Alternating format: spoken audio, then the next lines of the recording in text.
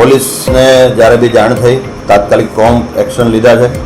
આરોપી જે છે હર્ષ કશ્યપ તેની ધરપકડ કરી એને મેડિકલ સારવાર એની કરાવવામાં આવેલ છે અને હાલ પોલીસ કસ્ટડીમાં છે.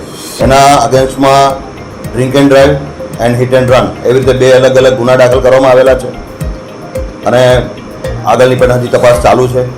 ગાડી એની પોતાની છે નહીં, ગાડી એમના જે ત્યાં નોકરી કરતો હતો એ કેતનભાઈ શાહના નામની ગાડી છે, જેઓને પાવાગઢ દર્શન કરવા જવાનું છે એવું કહીને એ ગાડી લાવેલો છે અને આવી રીતે ડ્રિંક એન્ડ ડ્રાઈવ કરી અને હિટ એન્ડ રન કરીને નાસવાનો પ્રયત્ન કરતા સ્થળ પર હાજર અમુક લોકો એને પકડી અને પોલીસ હવાલે કરેલો છે.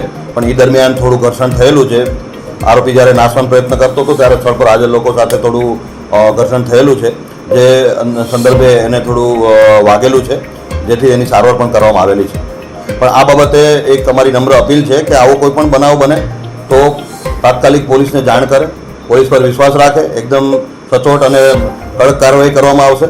પણ કોઈ પણ જાતના લો એન્ડ ઓર્ડરના પ્રશ્નો ઊભા થઈ જાય તો એ બીજું અજુગતું બની જાય એવું કાર્ય ના કરે. બાકી પોલીસને પછી એમના વિરુદ્ધ પણ ધોરણસર કાર્યવાહી કરવાની ફરજ પડશે.